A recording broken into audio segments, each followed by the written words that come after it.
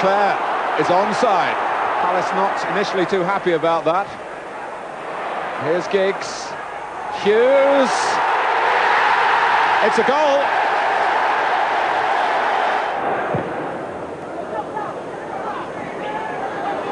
Here's McClare.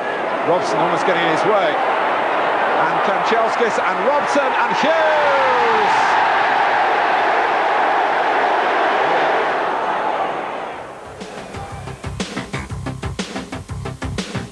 City's hopes of qualifying for Europe are decreasing because of their increasingly poor away form. Alan Cork's cross for John Fashanu, but where on earth were Keith Curl and co? Peter Reid's priority is a tall, ball-winning centre-half, and you can appreciate why. Virtually unopposed, Fashanu headed down for Robbie Earle to make it 2. But there really are signs that the crazy gang spirit is returning under Wimbledon's new manager, Joe Kinnear. For City, things improved in the second half following young Mike Sheron's introduction. Steve McMahon bided his time before setting up Sheron for City's goal, but it's a defeat that leaves them 10 points off the pace in third position. After their 7-1 mauling by Arsenal, Sheffield Wednesday's character was very much under the microscope against West Ham, who went in front after Slater's shot was parried by Chris Woods and Mike Small did a sort of dancing round the maypole routine. You don't see too many goals like that. Into the last 10 minutes and Wednesday proved they've still got what it takes. Carlton Palmer got an equaliser, and with 3 minutes left, West Ham's mini revival was interrupted when Viv Anderson headed in a free kick. Wednesday now have the best home scoring record in the First Division, along with Arsenal. A nice ball to Goss. He gets away from the challenge, and there's an opening here for Sutton. So many players queuing up for it, and here it is. And it's Woodthorpe with his first goal. Culverhouse for Robert Fleck to chase. Fleck's in there! Oh, what a goal! Robert Fleck! And forward goes Fleck again, robbing Hussein this time. Fleck looking for number 3. He's got it!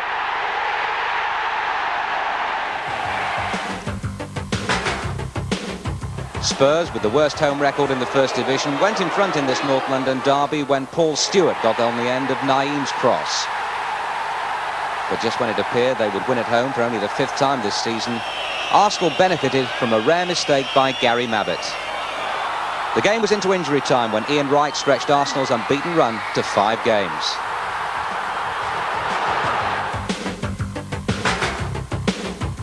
Forest fans won't have seen many better individual goals than this, apart from Stuart Pearce free kicks, of course. Teddy Sheringham, goal of the day contender B, and the quickest goal of the day after 40 seconds. Mind you, Forest fans haven't seen their team win at home in the league since early December, and they haven't won at all in the league since Boxing Day. Scott Gemmell off the line. Forest totally vacated that area of the goalmouth after that, and just guess who popped into the empty space? Clive Allen. Earl Barrett, Villa's new signing from Oldham, watched his old club play with the confidence of a team who'd won their previous 2, but they were unusually shy in front of goal. Parker. Aston Villa gathering now as a force in this game. Roberts cross, Regis! It's been coming. Cyril Regis. Queen's Park Rangers are the First Division's draw specialists, 5 in the last 6 and 14 overall. Their passing game is always good to watch. Ray Wilkins playing in the killer ball for Les Ferdinand, making his first appearance since getting injured in November. Goalkeeper Steve Cherry partly responsible for Notts County's goal. His long kick eventually got through to Steve Slawson, making his debut and displaying admirable poise and awareness, creating the space for Kevin Bartlett to get the equaliser. A dirty word at Loftus Road. Here's a goal kick that went wrong. Sheffield United's Simon Tracy seeing his kick headed straight back into the path of Brian Steen. Tracy had one eye on Steen, Steen had one eye on Tracy. The ball broke kindly for Luton, and Steen scored his first goal for the club since the 1988 League Cup final against Arsenal. Sheffield United, who won their previous 4 league games, equalised 4 minutes later when Luton failed to clear an awkward up and under. Ian Bryson.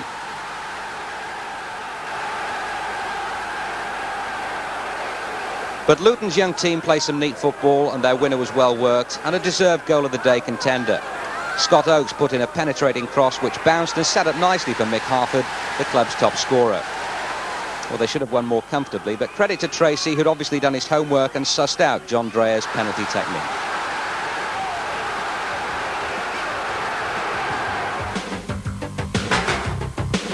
A big ovation at the Dell for England's new hero Alan Shearer, but Southampton's inability to perform in the league the way they do in cup ties is looking more and more likely to end up in relegation.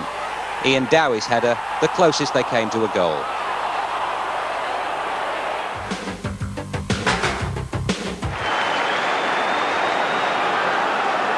Tyldesley again. Strachan took it off him. Leeds could break here. Cantona in possession and shut ahead of him. He ran straight into trouble in the shape of Watson. But he's given it away. Still Leeds have a lot of players forward. McAllister tried to curl it then. Eppel made a good tackle. Southall in trouble. The shot turns it back in and it's gone in off the defender. Shot claims the goal, but it hit Keown on the goal line and went in, and Leeds United are in front. 13 minutes into the second half. Has to go down as an own goal that, well as Carl Shutt did here.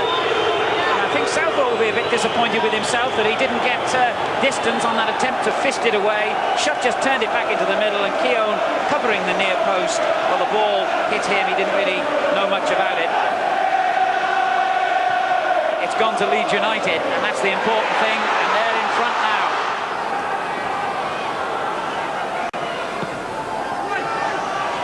Flicked on by Everton, Jackson! And the youngster gets his first ever goal in league football to bring Everton level. 20 minutes gone in the second half. A moment Matthew Jackson will remember for the rest of his life. We've said it so often from Leeds' point of view that those near-post flick-ons are so difficult to defend, and now they find to their own cost just how difficult. You won't get a closer view than this.